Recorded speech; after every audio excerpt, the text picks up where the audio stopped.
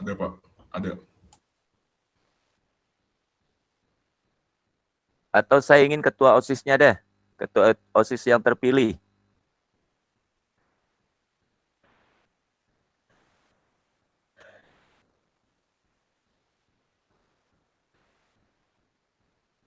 Nggak ada juga ya.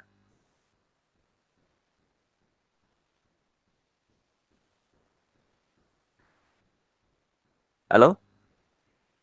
Iya, Pak. Ya, mana ketua OSIS yang terpilih mana? Ikut nggak?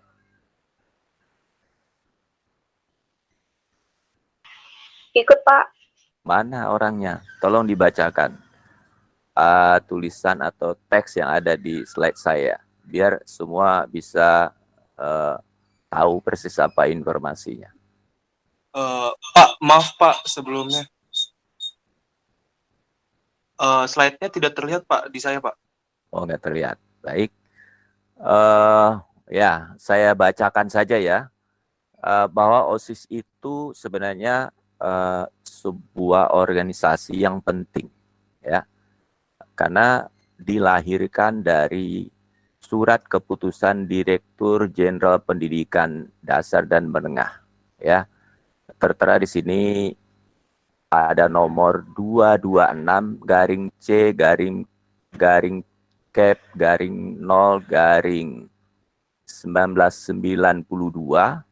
Nah, maka lahirlah apa yang disebut dengan organisasi kesiswaan di sekolah adalah OSIS. Tuh. Jadi kalian harus tahu bahwa organisasi OSIS ini penting, sangat penting. Bahkan begitu pentingnya OSIS ini, beberapa perguruan tinggi belakangan ini sudah mulai mencari bibit-bibit untuk masuk perguruan tinggi melalui penjaringan ketua OSIS. Dan di SMA 12 sangat beruntung. Kemarin Torik ya, itu melalui penjaringan ketua OSIS, dia akhirnya diterima di IPB. Nah, saya berharap tahun ini juga ketua OSIS kita ya Noval ya, mudah-mudahan dia juga bisa di perguruan tinggi, bukan hanya di IPB tapi di UI, UGM, dan itu akan membuat peluang atau membuka peluang.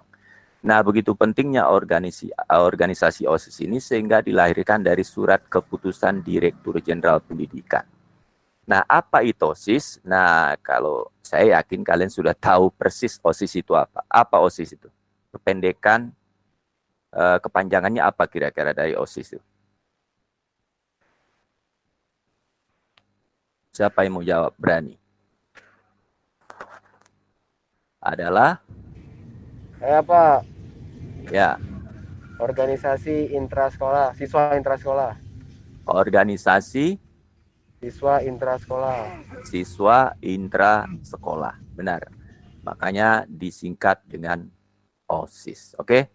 Jadi itu kira-kira tentang OSIS. Tapi ya banyak orang yang menafsirkan yang berbeda-beda ya, ada yang dipelesetkan juga ya. Tapi sekali lagi saya mohon maaf kepada kalian, jangan ada yang mempelesetkan kepanjangan OSIS yang kita maksud, yang kita bicarakan ini. Karena inilah satu-satunya organisasi yang sah di sekolah. Lanjut, slide berikutnya.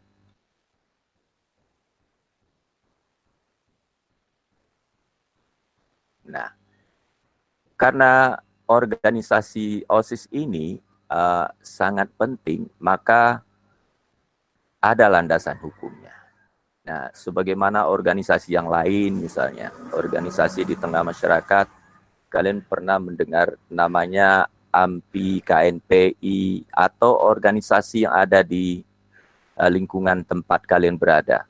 Kalau tidak ada landasan hukumnya, maka ketika mereka berbuat, bertindak, melakukan segala sesuatu aktivitas, maka biasanya akan dilarang oleh pihak keamanan. Nah, kalau OSIS ini enggak, dia punya landasan hukum. Landasan hukumnya antara lain, silakan slide berikutnya.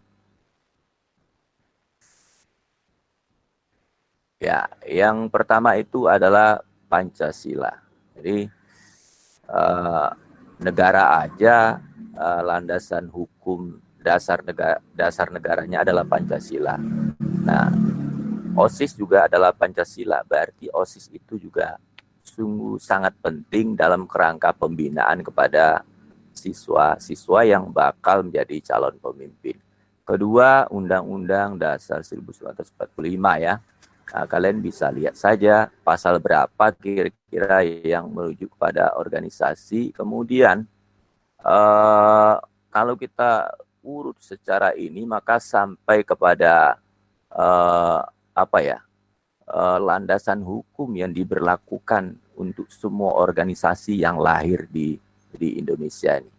Makanya saya katakan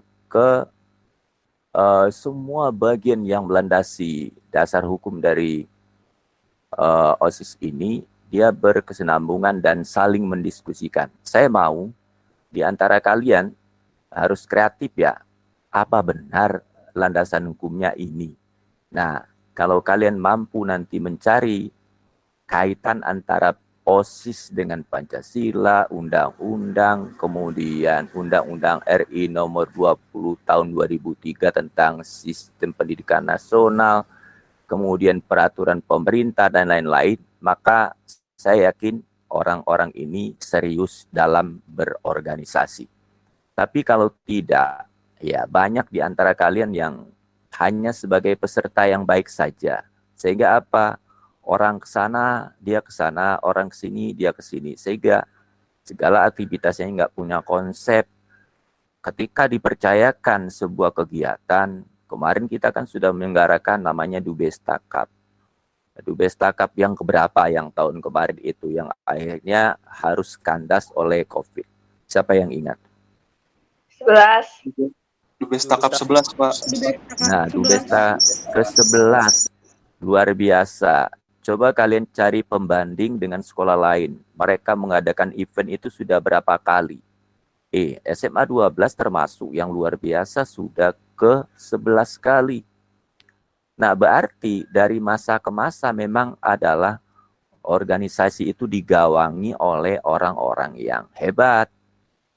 Saya salut kepada mereka-mereka yang, terutama yang tahun kemarin ya, yang berjuang, berjibaku, mencari modal, ya, mencari segala sesuatu untuk mendayung kegiatan Dubesta Cup itu. Sekolah tetap mendukung kalian beraktivitas seperti itu. Ya, selama hal-hal yang bersifat positif, sekolah akan dukung. Tetapi dengan alasan yang tepat, tentu tidak boleh lari dari landasan hukum yang tertera pada penjelasan saya. Yang berikut, slide berikut. Ya. Nah, tentu saja kalau kalian bergabung dalam OSIS, tentu punya tujuan. Ya, tapi tidak mungkinlah kalau bergabung dengan konsekuensi tertentu hanya ingin jual tampang saja, misalnya. Ya, tapi memang tidak bisa dipungkiri hal itu. Tapi saya berharap tidak seperti itu ya.